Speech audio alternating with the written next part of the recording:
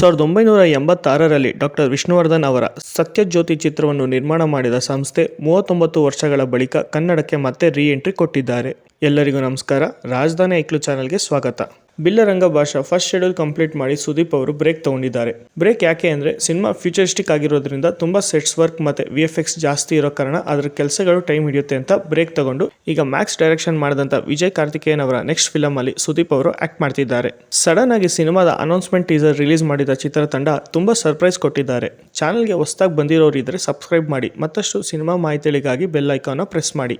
ಇದೇ ಬ್ಯಾನರ್ನಲ್ಲಿ ಚೇರನ್ ನಿರ್ದೇಶನದಲ್ಲಿ ಬರಬೇಕಿದ್ದ ಚಿತ್ರ ಕಿಚ್ಚ 47. ಈಗಿನ ಸಮಯಕ್ಕೆ ಮತ್ತು ಅವಶ್ಯಕತೆಗೆ ಆ ಚಿತ್ರ ಇರಲಿಲ್ಲ. ಅದಕ್ಕಾಗಿ ಚೇರನ್ ಅವರ ಪ್ರಾಜೆಕ್ಟ್ ಡ್ರಾಪ್ ಆಯಿತು. ಮೊದಲೇ ಸಿನಿಮಾದ ನಾಯಕಿ ಪಾತ್ರದಲ್ಲಿ ಶ್ರೀಧಿ ಶೆಟ್ಟಿ ಅವರು ಆಕ್ಟ್ ಮಾಡಬೇಕಿತ್ತು. ಈಗ ಇವರು ಕೂಡ ಆಕ್ಟ್ ಮಾಡ್ತಿಲ್ಲ. ಅಟ್ ಪ್ರೆಸೆಂಟ್ ಟೈಮಲ್ಲಿ ಕೊಲಾಬ್ರೇಷನ್ ತುಂಬಾ important. Big star heroes collaboration ಮಾಡ್ತಾ ಇರೋದು ತುಂಬಾ ಸಂತೋಷದ ಸುದ್ದಿ. ಈ ಸಿನಿಮಾನ ತಮಿಳಿನ ಟಾಪ್ ಪ್ರೊಡಕ್ಷನ್ ಹೌಸ್ಗಳಲ್ಲಿ ಒಂದಾದ ಸತ್ಯಜ್ಯೋತಿ ಫಿಲ್ಮ್ಸ್ ಪ್ರೊಡ್ಯೂಸ್ ಮಾಡೋ ಜೊತೆಗೆ ಕಿಚ್ಚ ಕ್ರಿಯೇಷನ್ ಸಹ ನಿರ್ಮಾಣ ಮಾಡ್ತಿದ್ದಾರೆ. Teaser announcement video Sathyajyothi films YouTube channel ಅಲ್ಲಿ ರಿಲೀಸ್ ಆಗಿದೆ. ಯಾರು ನೋಡಿಲ್ಲ ಹೋಗಿ ನೋಡ್ಕೊಂಡು ಬನ್ನಿ. ಪತ್ರಿಕಾಗೋಷ್ಠಿಯಲ್ಲಿ ಕಿಚ್ಚ 47 ಬಗ್ಗೆ ಅನೇಕ ಮಾಹಿತಿಗಳನ್ನು ಚಿತ್ರತಂಡವು ಬಿಟ್ಟುಕೊಟ್ಟಿದೆ. ಅದರಲ್ಲಿ ಕಿಚ್ಚ 47 ಇದು ಮ್ಯಾಕ್ಸ್ ಸಿನಿಮಾ ಅಲ್ಲ ಅಂತ ಖುದ್ದಾಗಿ ಸುದೀಪ್ ಅವರೇ ಹೇಳಿದ್ದಾರೆ. ಈ ಸಿನಿಮಾದ ಓಪನಿಂಗ್ 10 ನಿಮಿಷ ಮರಣ ಮಾಸ್ ಸೀನ್ಗಳಿವೆ ಅಂತ ಹೇಳಿದ್ದು ಮ್ಯಾಕ್ಸ್ 1 ಲೇಯರ್ ಕತೆ ಆದ್ರೆ ಇದು 3 ಲೇಯರ್ ಕತೆ ಅಂತ ಹೇಳ್ತಿದ್ದಾರೆ. ಈ ಚಿತ್ರದಲ್ಲಿ ಕಿಚ್ಚನ ಪಾತ್ರ ವೀರ ಮದಕರಿಯ ಸತ್ಯರಾಜು ಪಾತ್ರವನ್ನು ಹೋಲುತ್ತೆ. ತಮಾಷೆ, ಜಾಲಿ ಮತ್ತು ರಂಜನೀಯ ಆಕ್ಷನ್ಗಳಿರುತ್ತದೆ. ಈ ಚಿತ್ರದಲ್ಲಿ ಕಿಚ್ಚನಿಗೆ ನಾಯಕಿ ಇಲ್ಲ. ಪಾತ್ರ ಇತ್ತು, ಆದರೆ ಕತೆಗೆ ಅದರಿಂದ ಸಹಾಯ ಆಗ್ತಿರ್ಲಿಲ್ಲ. ಇದ್ದರೂ ಇಲ್ಲದಿದ್ದರೂ ಒಂದೇ ಅನಿಸೋಗಿತ್ತು. ಅದಕ್ಕೆ ಕಿಚ್ಚನಿಗೆ ನಾಯಕಿ ಇಲ್ಲ, ಆದರೆ ಪ್ರಮುಖ ಪಾತ್ರದಲ್ಲಿ ನಾಯಕಿ ಇರ್ತಾರೆ.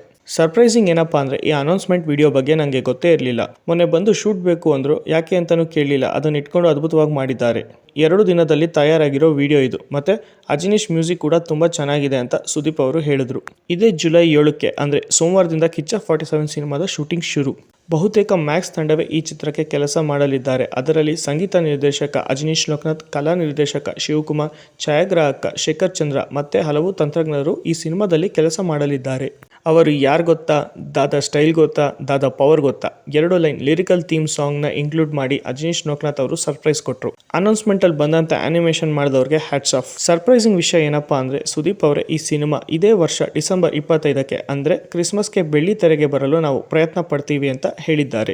ಕನ್ನಡ ಮತ್ತು ತಮಿಳಿನಲ್ಲಿ ಏಕಕಾಲಕ್ಕೆ ಬಿಡುಗಡೆ ಮಾಡುವ ಸಾಧ್ಯತೆಗಳಿವೆ. ಹೊರಡಕ್ಕಿಂತ ಮುಂಚೆ ಒಂದು ಮಾತು. ಇದೇ ಸಂಸ್ಥೆಯಿಂದ 2 ವರ್ಷದ ಹಿಂದೆ ಅನೌನ್ಸ್ಮೆಂಟ್ ಆದ ಶಿವಣ್ಣ ಅವರ 130ನೇ ಸಿನಿಮಾ ಡ್ರಾಪ್ ಆಯಿತು. ಮತ್ತಷ್ಟು ಸಿನಿಮಾ ಮಾಹಿತಿಗಳಿಗಾಗಿ ನಮ್ಮ ಚಾನಲ್ನ ಸಬ್ಸ್ಕ್ರೈಬ್ ಮಾಡಿ. ಧನ್ಯವಾದಗಳು.